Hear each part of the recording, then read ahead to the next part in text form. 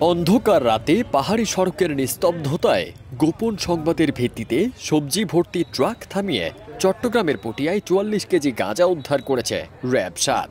সবজির স্তূপ ছড়াতেই বেরিয়ে আসে কেজি কেজি গাঁজা। এলএমই সার্টিফাইড বিশ্বসেরা কপারে তৈরি ওয়ালটন কেবলস, যা আপনার স্থাপনাকে রাখবে সব সময় নিরাপদ। রাত 10:30টার দিকে মুনশেফ বাজার এলাকায় এ অভিযান চালানো হয়। ২৪ নভেম্বরের এই অভিযানে কুমিল্লার ট্রাক চালক রনি ও হেলপার কামাল নামে ২ মাদক পাচারকারীকে আটক করেছে র্যাব ৭। র্যাবের প্রাথমিক জিজ্ঞাসাবাদে আটককৃতদের জবানবন্দিতে উঠে এসেছে দীর্ঘদিন ধরে কুমিল্লার সীমান্ত থেকে গাঁজা এনে কিভাবে তারা দেশের বিভিন্ন স্থানে মাদক সরবরাহ করতেন সে তথ্য। র্যাব জানিয়েছে তাদের বিরুদ্ধে মাদকদ্রব্য নিয়ন্ত্রণ আইনে মামলা দায়ের করে পটিয়া থানায় হস্তান্তর করা হয়েছে। ফারদিন সানি, দেশ রূপান্তর।